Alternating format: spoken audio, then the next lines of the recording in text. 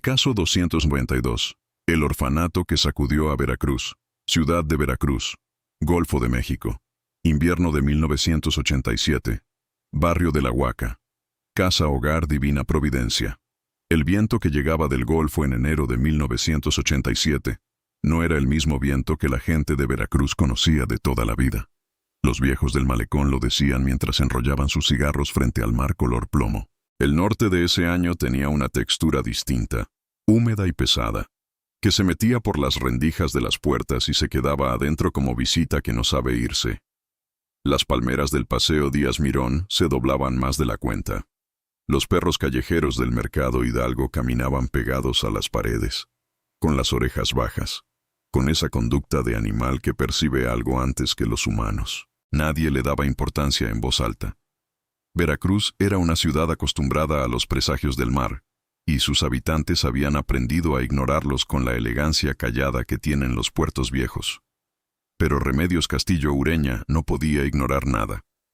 Llevaba 17 años como auxiliar nocturna en la Casa Hogar Divina Providencia, una casona colonial de 2 plantas enclavada en el barrio de La Huaca, a 3 cuadras del malecón, con paredes de cal y piedra coralina que absorbían la humedad del Golfo como esponjas viejas.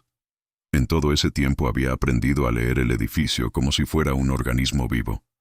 Sabía cuándo crujían las vigas por el peso del calor, sabía qué puerta chirriaba con los cambios de presión, sabía distinguir el llanto de un niño con pesadillas del de uno con fiebre.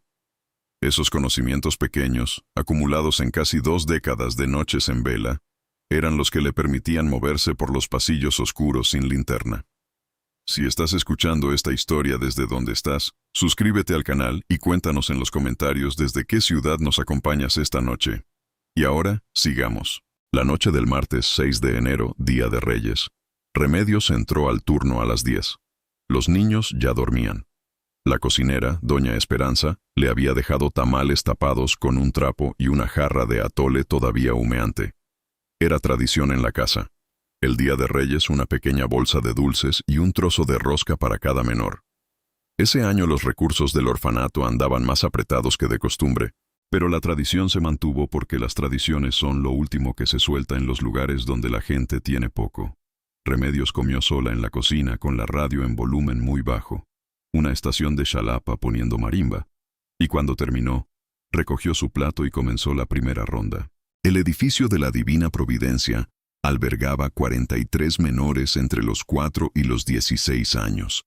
Tenía forma de herradura alrededor de un patio central con una fuente de piedra sin agua desde hacía años. Solo una palangana de tierra seca donde los niños más chicos enterraban canicas. Los dormitorios colectivos estaban en la planta alta, separados por edades y sexo.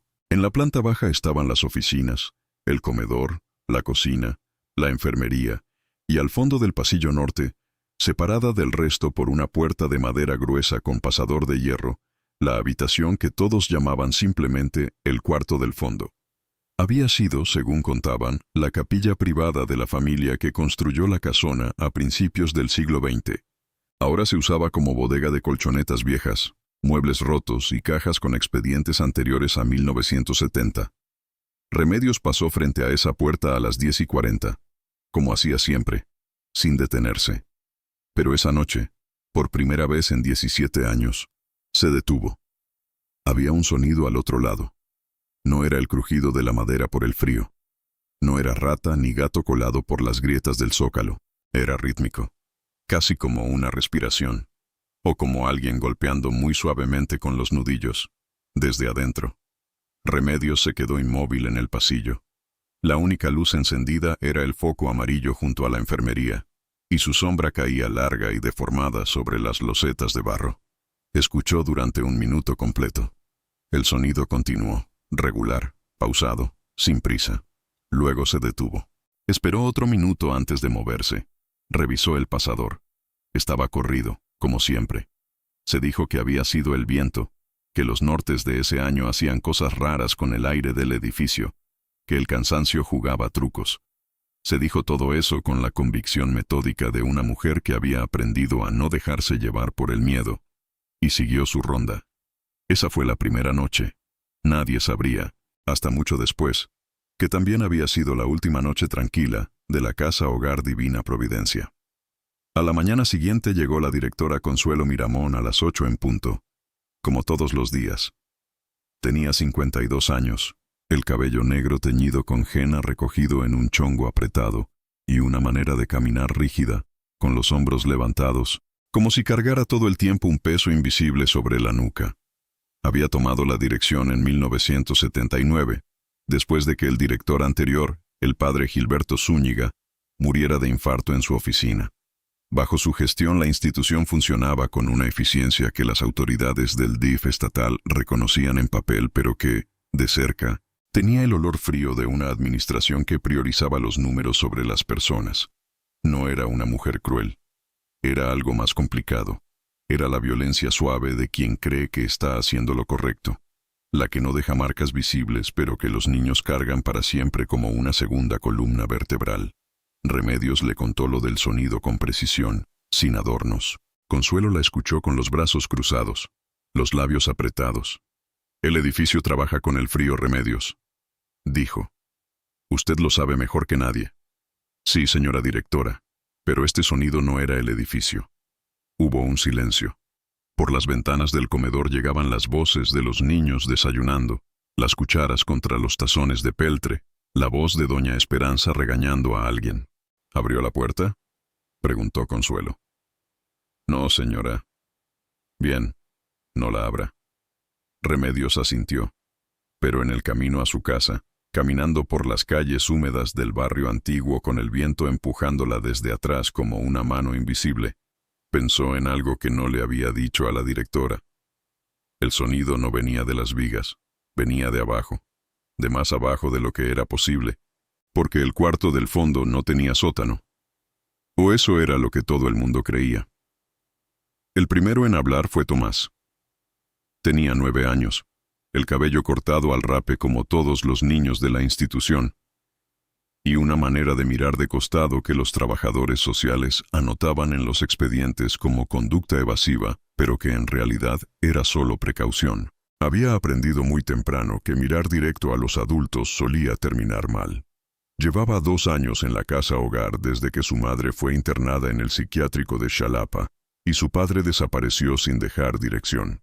Era uno de esos niños que los demás respetaban sin entender del todo por qué, con esa autoridad silenciosa que tienen los que han visto demasiado.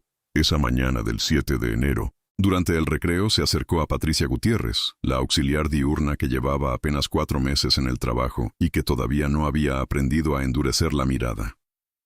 Señorita Patti, anoche escuché algo.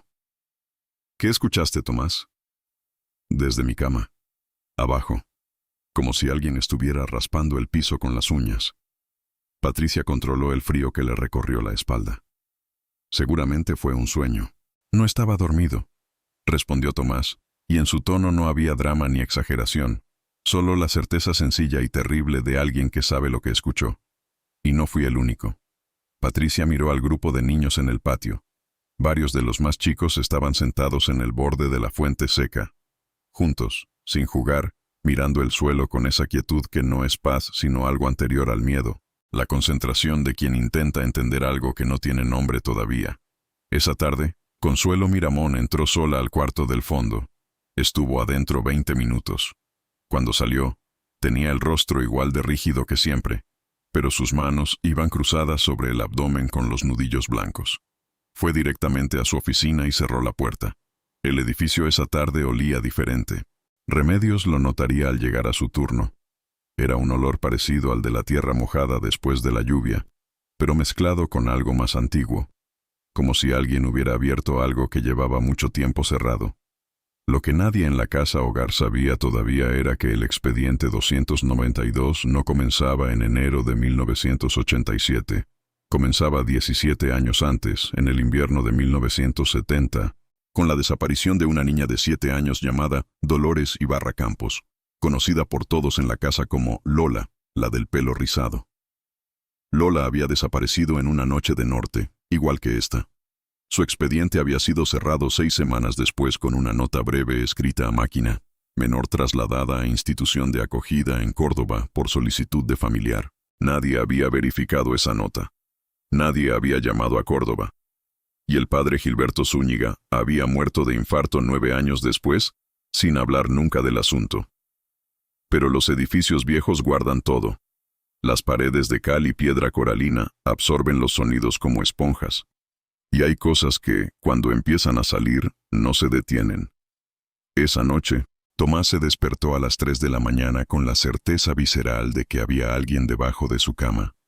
No algo. Alguien. Podía escuchar la respiración. Lenta, trabajosa, húmeda. Se quedó inmóvil con los ojos abiertos en la oscuridad, escuchando cómo los demás niños dormían a su alrededor. Luego, muy despacio, asomó la cabeza por el borde del colchón y miró hacia abajo. No había nadie. Pero en el piso de loseta, justo debajo de donde él había estado mirando, había un arañazo largo y profundo en la cerámica, como si alguien hubiera pasado algo muy afilado desde adentro hacia afuera. Desde adentro del piso. Tomás bajó de la cama y se paró sobre ese arañazo. Sintió bajo sus pies descalzos algo que no era el frío de la cerámica, sino otra cosa. Una vibración. Apenas perceptible, como un pulso. Subió a su cama. Se envolvió en la cobija hasta cubrirse la cabeza, y no durmió más esa noche. A la mañana siguiente, no le dijo nada a nadie. Había aprendido demasiado bien que los adultos no escuchan lo que no quieren escuchar. Pero empezó a guardar en su mente cada detalle, con esa meticulosidad de los niños que han crecido en ambientes donde la supervivencia depende de notar lo que los demás ignoran. Lo que Tomás no sabía era que en ese mismo momento, a 90 kilómetros de distancia en Xalapa, un periodista llamado Andrés Fuentes Leal recibía en su redacción una carta anónima. 4 páginas escritas a mano, con letra temblorosa e irregular, que comenzaban con una sola oración subrayada 2 veces. Lo que enterraron en la Huaca en 1970 todavía está ahí. Andrés tenía 34 años, trabajaba en el semanario regional El Faro del Golfo, y llevaba 2 años cubriendo corrupción en el sistema de bienestar infantil del Estado. Era meticuloso y escéptico, y había aprendido a desconfiar de las cartas anónimas, pero había algo en esta que no le dejó ponerla en el cajón del olvido. El detalle con que estaban descritos los pasillos del edificio, la fuente sin agua del patio, el olor de la cocina. Quien escribió esa carta había estado adentro. Hacía mucho tiempo, pero había estado adentro. Llamó a su editor, don Aurelio, un hombre de 60 años que había sobrevivido a 3 gobernadores y 2 terremotos. Le leyó los primeros párrafos por teléfono. Hubo un silencio largo al otro lado de la línea. ¿Cuánto tiempo necesitas para ir a Veracruz? 1 día para organizarme.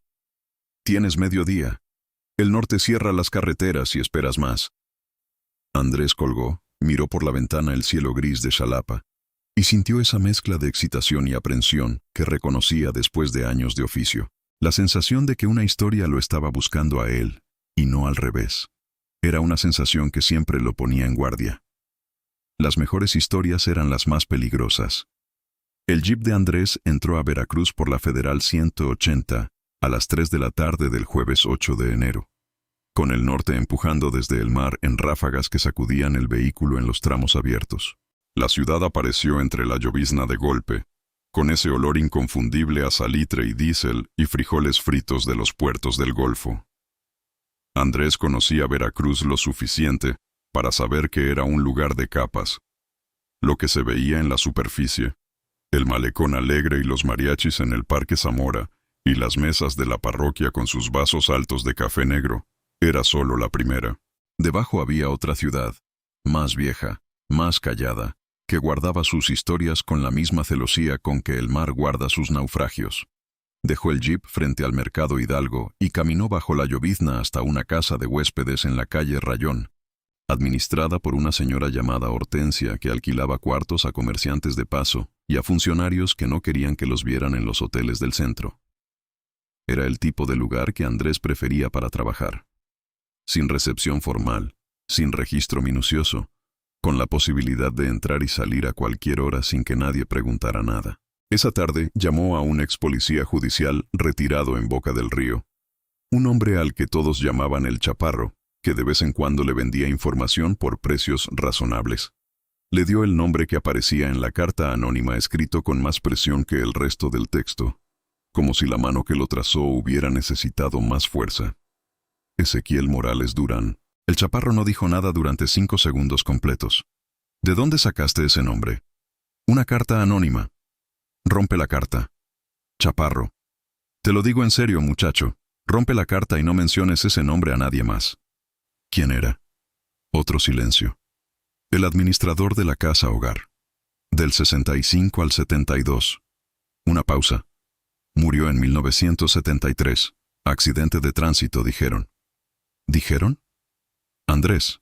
La voz del chaparro tenía ahora la textura de alguien que sabe más de lo que va a decir, calculando hasta dónde puede llegar. Hay cosas en esta ciudad que llevan 20 años enterradas. Las cosas enterradas duelen menos si se quedan donde están. Una niña desapareció. Muchas cosas desaparecen. Tenía 7 años. El chaparro guardó silencio un momento más. Andrés escuchó al otro lado el chiflido del viento llegando también hasta Boca del Río. Si insistes en esto, dijo finalmente, no me llames más, y cuídate las espaldas. Veracruz en enero es una ciudad que no perdona a los que van buscando lo que no perdieron. Colgó antes de que Andrés pudiera responder. A la mañana siguiente, viernes 8 de enero, Andrés llegó al barrio de La Huaca a las 9. Era uno de esos barrios que las ciudades portuarias conservan como reliquia sin darse cuenta. Calles angostas de adoquín antiguo, casonas coloniales con patios interiores, puestos de garnachas en las esquinas, perros municipales caminando sin prisa entre los coches estacionados. El barrio olía a agua salada y a fritanga, y a esa humedad específica de los edificios que no han renovado su ventilación en décadas. La Casa Hogar Divina Providencia estaba en la calle Independencia número 47. Una casona de 2 plantas pintada de blanco cal con la pintura descascarada en franjas verticales que dejaban ver un amarillo ocre de los años 50. Las ventanas del segundo piso tenían barrotes de hierro negro. El portón principal era de madera oscura con un llamador de bronce en forma de mano. Se quedó en la acera de enfrente durante 10 minutos, tomando notas mentales. Luego entró a la tienda de abarrotes de la esquina norte, pegada al muro lateral de la casa hogar. Era el tipo de negocio que funciona como central de información del barrio. Alguien siempre adentro, siempre mirando, con décadas de memoria acumulada. El dueño era un hombre de unos 70 años llamado Don Serafín, delgado, con bigote blanco y un mandil de plástico verde. Andrés compró cigarros y refresco. Habló del tiempo, del norte, de lo feo que había estado el mar. 5 minutos de conversación superficial antes de señalar hacia la pared que compartían con la casa hogar. ¿Lleva mucho tiempo ese orfanato aquí? Desde antes de que yo pusiera la tienda. Y eso fue en el 58. ¿Mucho movimiento? El normal. Una pausa. Esta semana algo más de lo usual. Usted es el segundo que viene preguntando. ¿Quién fue el primero? Don Serafín limpió el mostrador antes de responder. Una mujer. Ayer en la tarde. Joven, pelo largo. Tomó fotos desde la banqueta. Andrés procesó eso. No estaba solo en esto. Alguien más había recibido información. La carta anónima había llegado a más de una persona. Antes de irse, de manera casi casual, Andrés mencionó el nombre. ¿Conoce a alguien que se llamara Ezequiel Morales Durán? Trabajó aquí hace como 20 años. Don Serafín dejó de limpiar el mostrador. Sus manos se detuvieron sobre el trapo con una quietud diferente a la quietud normal. ¿Por qué pregunta eso? Investigando un asunto. Una niña desaparecida. Del 70.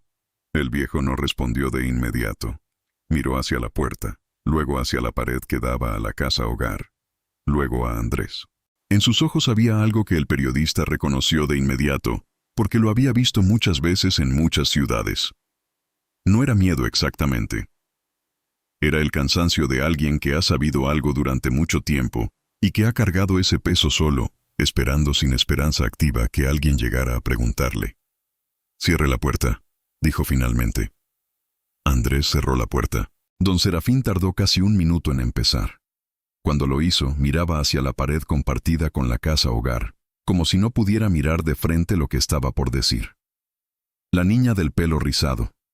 Lola. Yo la conocía. Venía a comprar dulces. Era seria para su edad. Nunca pedía nada, solo miraba los dulces y esperaba a que le preguntaran qué quería, como si no creyera que podía tener cosas sin pedirlas. Hizo una pausa. Se limpió la boca con el dorso de la mano. En diciembre del 70 dejó de venir. Le pregunté al señor Morales una vez que lo vi en la calle. Me dijo que la habían trasladado, que se fue con una familia en Córdoba. Yo era joven entonces. Le creí. Otra pausa. Pero después, como al año, vi al señor Morales una noche, tarde, saliendo de la casa hogar con una pala. Era pasada la medianoche. Yo no dormía bien en esos años, me quedaba leyendo hasta tarde. Lo vi por la ventana de arriba. Llevaba la pala y traía las manos sucias. Tierra. Se metió a su coche y se fue. Andrés no escribía. Escuchaba. Nunca dije nada. La voz de don Serafín era apenas audible. ¿Qué iba a decir? ¿A quién le iba a decir? Y el señor Morales murió al año siguiente, en la carretera, y pensé que eso era el fin del asunto. Pero el asunto nunca tuvo fin. La casa sigue ahí. Los niños siguen ahí. Y hay noches que, cuando hay mucho silencio, se escuchan cosas que no deberían escucharse en un edificio donde solo hay niños dormidos. Andrés salió 15 minutos después con la libreta llena y el corazón acelerado de una manera que ya no era solo profesional. Caminó hasta el malecón. Se sentó en una banca frente al mar gris y encendió uno de los cigarros, aunque llevaba 6 meses sin fumar. La historia era más grande de lo que pensaba. Y estaba más viva. En ese momento, a menos de 200 metros de donde él estaba sentado, la directora Consuelo Miramón recibía una llamada telefónica. Remedios la escuchó desde el pasillo antes de que Consuelo cerrara la puerta de su oficina. Solo alcanzó a escuchar una frase, dicha con una voz baja pero no lo suficientemente baja. Ya sé que hay alguien preguntando. Ya lo sé. Necesito más tiempo. ¿Más tiempo para qué? Era la pregunta que Remedios se llevó al pasillo. Que la acompañaría durante semanas como una astilla bajo la piel. Pequeña, invisible, imposible de ignorar. El sábado 10 de enero amaneció sin norte. El cielo era de un azul pálido y frío, casi blanco en el horizonte, y el mar estaba plano como un espejo de peltre. Era el tipo de mañana que engañaba. Parecía tranquila, pero tenía la quietud tensa de las cosas que están a punto de moverse. Esa mañana Patricia llegó a las 8:30 y encontró a 4 de los niños más pequeños sentados en el pasillo del primer piso, frente a la puerta del cuarto del fondo, mirándola en silencio. No hacían nada, solo miraban la puerta. Una niña de 5 años, llamada Miriam, que normalmente era la más conversadora del grupo, señaló la puerta y dijo con esa seriedad desconcertante que tienen los niños muy pequeños cuando dicen cosas que no deberían saber: «Ahí adentro hay alguien que quiere salir». «¿Por qué dices eso, Miriam?» «Porque me lo dijo». «¿Quién te lo dijo?» Miriam volvió a mirar la puerta. Luego miró a Patricia con unos ojos que la trabajadora social tardaría años en olvidar, completamente tranquilos, completamente serios, sin rastro del miedo que debería haber en ellos. «Ella», dijo simplemente. Patricia llevó a los niños al comedor y fue a buscar a Remedios. La encontró en la lavandería, doblando sábanas con la eficiencia mecánica de los movimientos repetidos miles de veces. Le contó lo de Miriam, lo que la niña había dicho, la palabra ella. Remedios dejó las sábanas sobre el banco. Se limpió las manos en el delantal. Había en su cara una expresión que Patricia no le había visto antes. No era miedo. Era reconocimiento. «Remedios, ¿qué sabe usted de este edificio que yo no sé?» La mujer mayor la miró durante un momento largo. «Muchas cosas», dijo finalmente. «Pero no aquí». Acordaron verse esa tarde en la fonda de la calle Arista. Mientras tanto, Patricia pasó el resto de la mañana haciendo su trabajo con esa concentración forzada de quien intenta ignorar algo que insiste en estar en el borde de su visión. A las 12:30, cuando los niños estaban en el recreo del patio, Tomás se le acercó y le puso en la mano, sin decir nada, un objeto pequeño. Patricia lo miró. Era una canica. Verde, con una espiral amarilla adentro. «¿Qué es esto, Tomás?» «La encontré debajo de mi cama esta mañana, justo donde está el arañazo en el piso». Una pausa. «Y yo no tengo canicas. Nunca he tenido canicas». Esa tarde, en la fonda, Remedios miró la canica verde sobre la mesa durante un tiempo muy largo antes de hablar. Las canicas. Su voz era casi un susurro. Lola enterraba sus canicas en el patio cuando llegó nueva. Hace mucho. Decía que si las enterraba, el lugar donde las enterraba se volvía un poco suyo. Era una niña que nunca había tenido nada propio. Patricia sintió que el piso bajo sus pies era menos sólido de lo que había sido esa mañana. Remedios. Lola desapareció en 1970. Eso fue hace 17 años. Esta canica apareció esta mañana. Remedios no respondió. Tomó su taza de café, bebió un sorbo, y miró por la ventana hacia la calle oscurecida por el norte. Afuera, las palmeras se doblaban en el viento. Hay cosas, dijo finalmente, que no se van aunque les pidas que se vayan, especialmente si nunca se les preguntó por qué se quedaron. Ese mismo sábado, Andrés encontró a la otra periodista. La vio parada en la acera de enfrente de la casa hogar, con una cámara al cuello y una libreta en la mano. Era joven, unos 28 o 30 años, cabello largo en trenza, chamarra de mezclilla. Miraba el edificio con la misma concentración que él usaba cuando veía un edificio, pero pensaba en lo que había adentro. Se acercó y se presentó. Fuentes, el faro del Golfo, Xalapa. Ella lo evaluó durante un segundo. Vargas, proceso. ¿Cuándo llegaste? Jueves. ¿Tú? Miércoles. Me enviaron una carta anónima. A mí también. Se miraron con esa mezcla específica de alivio y desconfianza que se genera entre periodistas que descubren que están en la misma historia. Alivio porque no estás solo. Desconfianza porque tampoco estás solo. ¿Qué tienes?, preguntó Andrés. Una fuente adentro del edificio que todavía no me ha dado el sí definitivo para hablar.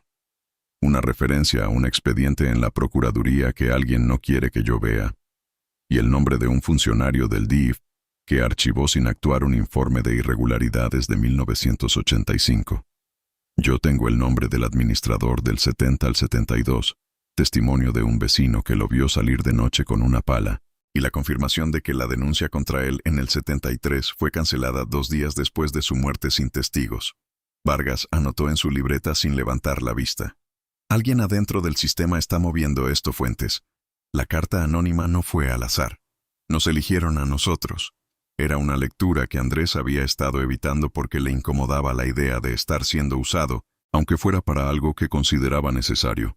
Pero Vargas tenía razón. 2 periodistas distintos, en el mismo momento, con el mismo edificio como objetivo. Alguien dentro del sistema había soltado 2 anzuelos en lugar de 1. Por seguridad. Por si uno de los 2 se rajaba. Esa noche, en la fonda de la calle Arista, los 2 periodistas se reunieron con Patricia. La trabajadora social los miró con la evaluación rápida de alguien que tiene poco tiempo y necesita saber si puede confiar. Lo que yo diga no puede usar mi nombre todavía. Fuente protegida, confirmó Vargas. Patricia les contó todo. Tomás, los niños frente a la puerta, los sonidos, la canica. Les contó lo de Miriam diciendo ella con esos ojos de total serenidad. Les contó que Consuelo había entrado al cuarto del fondo y había salido con las manos temblorosas. Vargas anotaba.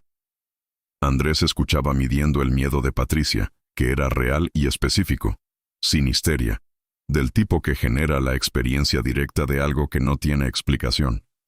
La directora sabe algo, dijo Patricia. Lo sé porque esta mañana Remedios me contó que Consuelo limpió una huella del piso con un trapo y se lo guardó en el bolsillo. Una huella de niño, de tierra que venía de abajo. ¿Hay sótano?, preguntó Vargas. En teoría no, pero el piso suena diferente cuando caminas sobre él en el extremo norte del cuarto. Más hueco, más profundo. Lo noté la primera semana y pensé que era mi imaginación. ¿Y el expediente activo en la Procuraduría?, preguntó Vargas. ¿Cómo sabes del expediente?, dijo Andrés. Mi fuente. Número 1987-014. Alguien dentro del gobierno ya está mirando este edificio y no lo ha hecho público. Andrés procesó eso. Había pasado esa mañana por el Ministerio Público Estatal. Un funcionario del archivo, con un gesto que duró exactamente 4 segundos, había girado su monitor hacia él lo suficiente para que viera la entrada. Exp. 292-70. Refen cruzada. Exp. Activo 1987-014. Atención. Consultar con dirección. Expediente activo. Este año. Alguien dentro del sistema ya estaba moviendo esto. En ese momento Patricia se levantó para irse. En la puerta se detuvo. Hay algo que no les dije todavía. Hoy Tomás me pidió que le prometiera algo. Me pidió que prometiera que no nos íbamos a ir sin saber qué pasó con ella. Con Lola. Dijo que lleva mucho tiempo esperando que alguien pregunte dónde está. Salió a la noche. Andrés y Vargas se quedaron mirando la canica verde sobre la mesa de la fonda, con el ruido lejano de la televisión y el olor a café y tortillas mezclado con el salitre que siempre llegaba del mar. «Necesitamos entrar al cuarto del fondo», dijo Vargas. «Necesitamos que entre alguien con autoridad legal», dijo Andrés. «Pero primero tengo que encontrar a la persona correcta dentro del sistema». El investigador que llevaba el expediente activo se llamaba Rogelio Infante Castañeda. Andrés lo descubrió esa noche a través de su contacto en el registro civil. También descubrió que Ezequiel Morales Durán había muerto en la Federal 180 en marzo de 1973, sin testigos, exactamente la misma semana en que el padre Zúñiga había sido citado a declarar ante el Ministerio Público por una denuncia anónima sobre condiciones irregulares en la institución. La declaración fue cancelada 2 días después de la muerte de Morales. Expediente cerrado. Sin registro de seguimiento. Sin testigos. Sin seguimiento. Una denuncia que desaparece con el denunciado. A la mañana del domingo, Andrés marcó al Ministerio Público y dejó un mensaje para Infante Castañeda, que tenía evidencia física del caso 1987-014, y que si no lo llamaban antes de las 10, publicaba lo que tenía sin el contexto de la investigación institucional. A las 9:15 sonó el teléfono de la pensión. «¿Qué tiene?», dijo Infante sin preámbulo. Su voz era la de un hombre de mediana edad, cansado, con esa fatiga específica de quien lleva años haciendo bien su trabajo en un sistema que no siempre quiere que se haga bien. Entrada al cuarto del fondo. Documentación fotográfica de un área de piso irregularmente reparada. Testimonio de trabajadora con 17 años en el edificio. Y el nombre del hombre que metió esas losetas. Silencio al otro lado. ¿Cómo sabe que hay algo debajo? Porque el suelo suena diferente. Porque huele a cal viva. Y porque una niña de 7 años lleva 17 años sin aparecer. Un silencio más largo. Necesito que no publique nada hasta el martes, dijo Infante. Solo hasta el martes. Tengo el mandato. Necesito 2 días para coordinar la entrada con el equipo correcto. Si publica antes, los que están presionando para cerrar esto van a reaccionar y destruirán lo que hay adentro. ¿Quiénes están presionando?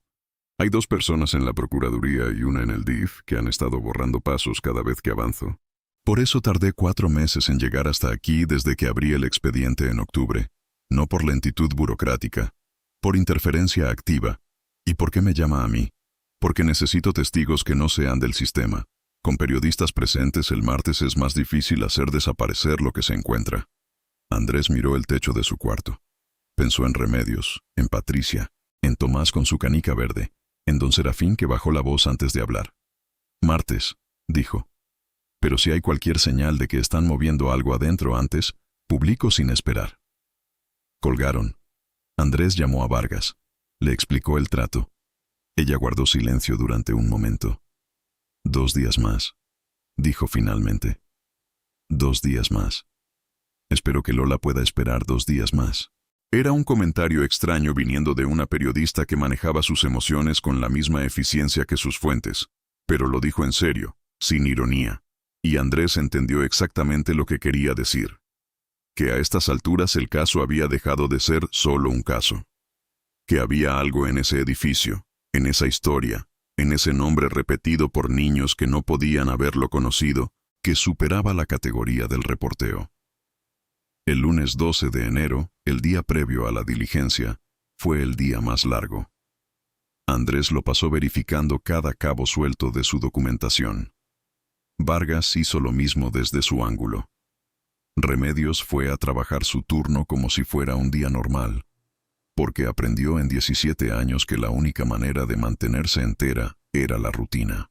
Patricia trabajó su turno diurno con los niños, ayudó con las tareas, Sirvió el almuerzo, cumplió cada pequeña función de su trabajo con una presencia de ánimo que le costó más que ninguna otra cosa en su vida profesional hasta ese momento. Solo Consuelo Miramón pareció diferente. Llegó a las 8 como siempre, pero esa mañana no cerró la puerta de su oficina con llave. Era un detalle pequeño que Remedios notó porque Consuelo siempre cerraba la puerta con llave.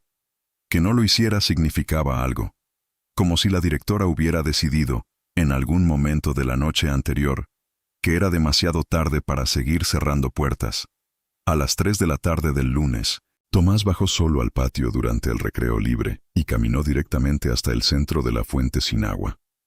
Se agachó y empezó a remover la tierra seca con las manos. Los demás niños lo miraban desde lejos sin acercarse, como si supieran lo que estaba buscando. Cavó durante 3 minutos. Luego se detuvo y sacó algo. Una canica. Azul, con una espiral blanca. Diferente a la verde. Más vieja. La tierra que la rodeaba era oscura, compacta, de la que lleva muchos años sin moverse. Tomás la limpió contra su camisa y la apretó en el puño.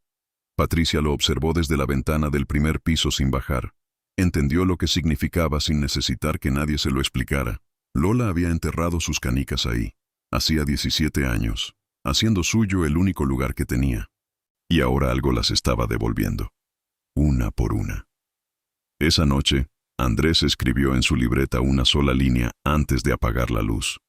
El miedo que se vuelve rutina es el miedo más peligroso de todos. No porque paralice, sino porque enseña a mirar hacia otro lado. Mañana. El martes 13 de enero, a las 7 de la mañana, 4 vehículos de la Procuraduría del Estado de Veracruz se estacionaron frente a la casa Hogar Divina Providencia. Los niños habían sido trasladados antes del amanecer a otra institución del DIF en el barrio norte. Era lo primero que Infante había coordinado. Era lo más importante, que los niños no estuvieran presentes.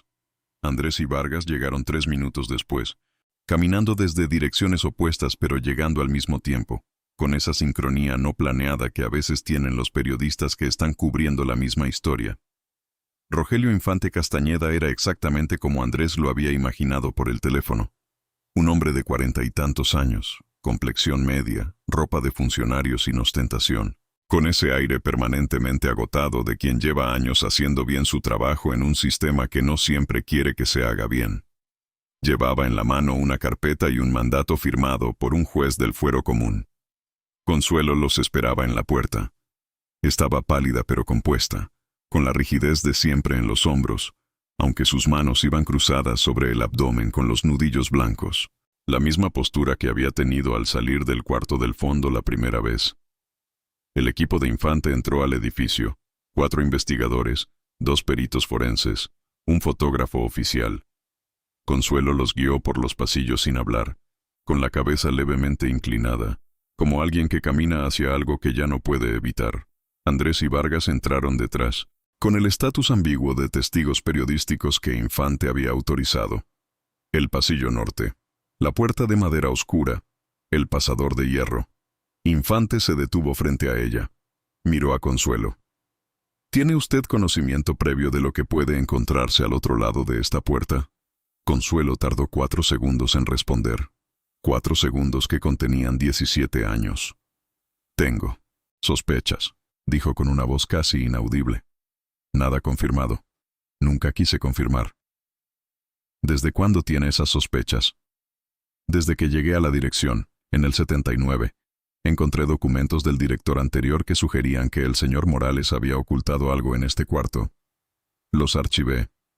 No los reporté. No quería que la institución se detuvo. Eso lo discutiremos después, dijo Infante, con una calma que era en realidad una forma de dureza. Corrió el pasador. Abrió la puerta. El olor llegó primero, tierra húmeda, cal viva, el tiempo encerrado. Los peritos entraron con sus maletines. El fotógrafo comenzó a documentar desde la entrada. Andrés no entró. Se quedó en el umbral con Vargas a su lado. Había cosas que su trabajo le permitía ver y cosas que su trabajo no le daba derecho a pisar. Esa era una de las segundas. Vio a los peritos arrodillarse junto al área de losetas irregulares en el extremo norte del cuarto. Más grandes, más viejas, con la pátina de décadas sin limpiar, pero en un área de 1,5 metros junto a la pared norte, las juntas entre azulejos eran diferentes, más nuevas, con masilla reciente que no tenía la suciedad acumulada del resto. El suelo en esa zona sonaba diferente cuando los peritos caminaban sobre él. Más hueco, como si debajo no hubiera tierra sino aire. El área era de 1,5 metros por 1 metro, del tamaño de un niño pequeño. Tardaron 22 minutos en levantar las losetas. Andrés contó los minutos en su Seiko barato mirando el segundero girar mientras el mundo dentro de ese cuarto hacía lo que llevaba 17 años teniendo que hacer. Cuando el perito jefe se incorporó y miró a Infante, no necesitó decir nada. Su expresión lo dijo todo. Infante cerró los ojos durante un momento, solo un momento. Luego los abrió y dio las instrucciones de procedimiento con una voz completamente uniforme que Andrés supo, instintivamente, que le había costado un esfuerzo enorme mantener así. Detrás de él, en el pasillo, Remedios, que había llegado a las 7:30 sin que nadie la llamara, simplemente porque sabía que tenía que estar ahí, apoyó una mano en la pared al escuchar las instrucciones. No lloraba, solo respiraba, con los ojos cerrados, con esa respiración de quien está haciendo el duelo de algo que había estado esperando durante mucho tiempo poder llorar. Vargas bajó la cámara. No tomó fotos en ese momento. Después le explicaría a su editor que había momentos en que el respeto era más importante que el registro, y que ese era uno de ellos. Andrés abrió su libreta. La miró durante un momento. Luego la cerró. Algunos momentos no caben en las notas. A las 10:17 de la mañana del martes 13 de enero de 1987, en el cuarto del fondo de la Casa Hogar Divina Providencia del barrio de La Huaca en Veracruz, los peritos forenses confirmaron el hallazgo de restos óseos humanos de tamaño compatible con un menor de entre 6 y 8 años de edad, en una cavidad sellada bajo el piso de losetas, envueltos en lo que había sido una tela que el tiempo había reducido casi a polvo. A su lado, en la misma cavidad, 6 canicas de vidrio, de distintos colores, con espirales adentro, de las que cualquier niño podría tener, de las que Lola Ibarra enterraba en el patio para hacer suyo el lugar donde vivía. El expediente 292 no terminó el martes 13 de enero. Los expedientes así nunca terminan en un día. Terminan en semanas, en meses, en años de procesos legales, de declaraciones y apelaciones, de personas que minimizan o que finalmente hablan. Terminan cuando terminan, no con una conclusión, sino con una acumulación de verdades parciales, que juntas forman algo que no es justicia completa, pero que es más que el silencio. Ezequiel Morales Durán había abusado de varios menores de la institución entre 1965 y 1970. Los archivos del padre Zúñiga, encontrados en el Archivo General del Estado, lo confirmaron entre líneas. Lola Ibarra Campos había sido una de esas niñas. Con esa seriedad desconcertante de los niños que han decidido no callarse más, fue con el padre Zúñiga a decirlo. El director le creyó. Confrontó a Morales. Morales reaccionó de la manera en que reaccionan las personas que han construido su poder sobre el silencio de los débiles, cuando ese silencio se rompe. Lo que pasó exactamente en las horas siguientes nunca se reconstruyó del todo. Lo que los archivos indicaban, con la opacidad cobarde de los documentos escritos por gente que quería registrar sin comprometerse, era que Lola desapareció esa noche. Que Morales presentó la historia del traslado a Córdoba al día siguiente. Que el padre Zúñiga eligió el silencio. Quizás por miedo. Quizás por vergüenza institucional. Quizás por las razones complejas y nunca del todo justificables con las que las personas eligen el silencio, cuando el silencio tiene un costo menor que la verdad. La muerte de Morales en la carretera en 1973, sin testigos, siguió siendo lo que el expediente oficial decía, un accidente. Nunca se reabrió esa investigación. Algunos en Veracruz tenían sus hipótesis al respecto. Hipótesis que circulaban en voz baja en fondas y tiendas de barrio. Decían que el padre Zúñiga, cargando con su silencio como un segundo cuerpo, había encontrado la única manera posible de hacer algo sin confesar nada. 6 años después, en 1979, el padre Zúñiga murió de infarto en su oficina. 6 años de cargar eso. Consuelo Miramón fue procesada por omisión y encubrimiento. El proceso legal fue largo y terminó con una sentencia que muchos consideraron insuficiente. 3 años conmutados por servicio comunitario, dado su historial sin antecedentes y la consideración de que no había sido autora directa, sino encubridora por inacción. Nunca dijo, en ninguna de sus declaraciones, por qué había elegido saber sin actuar durante 8 años. Sus abogados argumentaron que tenía miedo de las consecuencias institucionales. Eso era probablemente verdad, pero era también incompleto, como son incompletas todas las verdades que solo miran hacia afuera y no hacia adentro. El funcionario del DIF que archivó el informe de 1985 sin actuar, fue removido de su cargo pero no procesado penalmente. Siguió trabajando en el sector público en otro departamento durante años. Las 2 personas en la Procuraduría que habían estado interfiriendo con la investigación de Infante fueron separadas de sus cargos. Ninguna fue a prisión. Rogelio Infante Castañeda recibió un reconocimiento interno, un diploma enmarcado y un apretón de manos del procurador en turno. Siguió trabajando en la misma oficina. En los mismos casos, con el mismo presupuesto insuficiente y la misma burocracia de siempre. Era el tipo de hombre que seguía igual después de las victorias y las derrotas, porque había entendido hace mucho que el trabajo no se hace para los reconocimientos, sino para lo otro, para que el expediente no quede sin respuesta. Los restos de Lola Ibarra Campos fueron identificados formalmente en febrero de 1987, mediante los registros dentales que, por fortuna, habían sido incluidos en su expediente de ingreso a la institución en 1968. Se localizó a una tía materna en Coatzacoalcos, la única familiar viva que quedaba, una mujer de 60 años llamada Esperanza Ibarra, que recibió la noticia con esa mezcla de devastación y extraño alivio que tienen las personas que han esperado durante mucho tiempo una respuesta que siempre supieron que iba a doler. El entierro fue pequeño, en Coatzacoalcos, en el Panteón Municipal, en una mañana de febrero con el norte otra vez soplando desde el Golfo.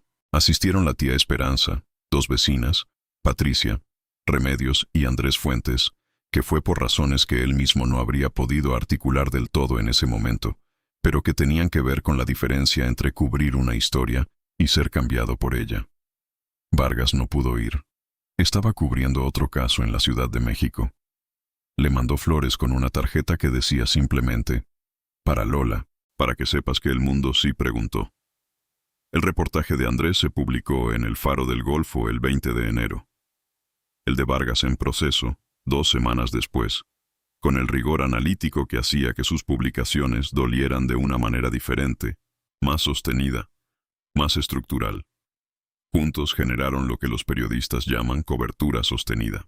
El tipo de reporteo que no deja que una historia caiga en el olvido después del primer impacto, que vuelve a ella semana tras semana hasta que las instituciones se mueven por el peso acumulado de la atención pública. Hubo cambios en el sistema de casas hogar del Estado, no todos los que debería haber habido, no tan rápido como debería haberse movido, pero algunos. Los expedientes de casos similares anteriores a 1975 fueron revisados. Se encontraron 3 más que requerían investigación. Esas historias son otras historias, igual de largas, igual de dolorosas, igualmente pendientes de ser contadas completas. Remedios. Castillo Ureña dio su declaración completa ante el Ministerio Público el 15 de enero. Tardó 4 horas. Cuando salió, Patricia la esperaba en la acera con 2 cafés de olla de la fonda de enfrente. Se sentaron en una banca del parque cercano y no hablaron durante un tiempo muy largo.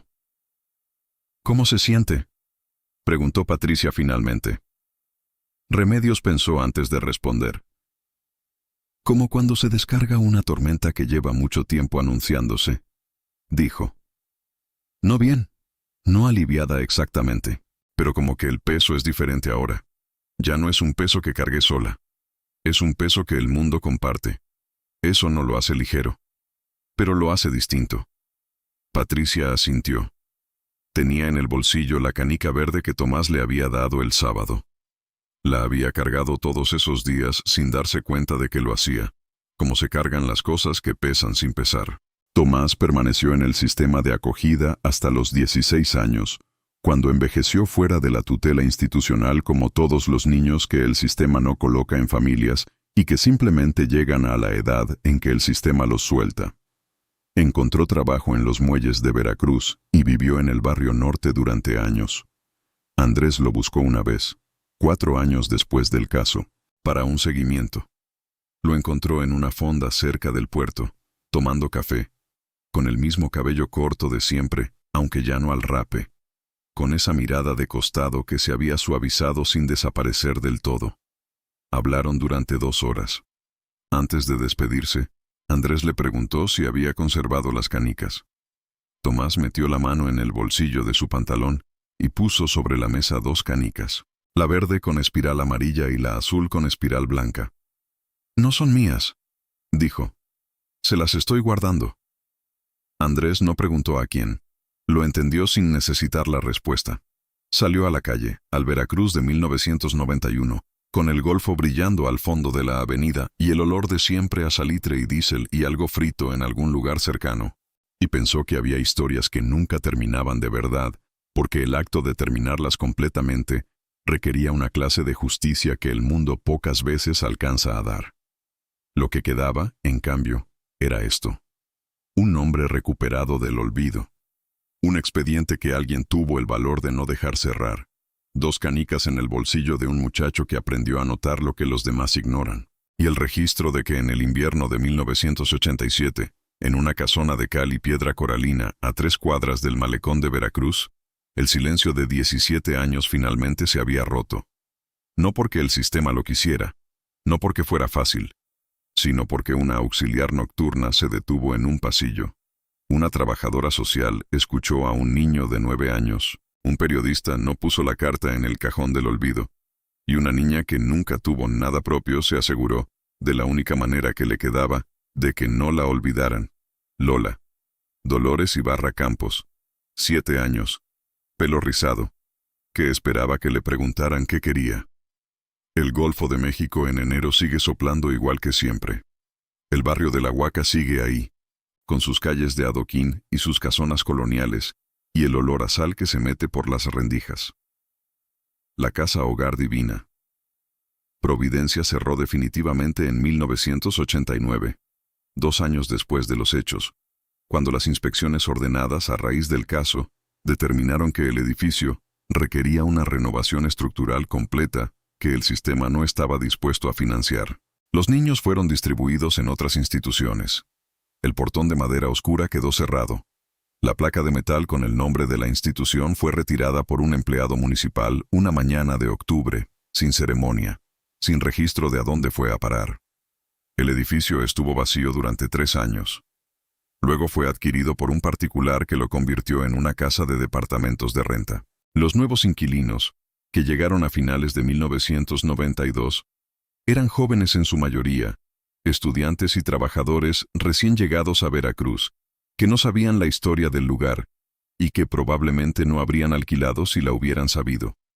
Algunos de ellos, en las primeras semanas, reportaron haber escuchado sonidos extraños por las noches. Un pulso bajo el piso, un murmullo que llegaba del fondo del pasillo norte. El administrador del edificio les explicó que era el trabajo de las tuberías viejas, que el edificio era colonial y tenía décadas de infraestructura mal actualizada, que cualquier sonido extraño tenía una explicación técnica perfectamente razonable.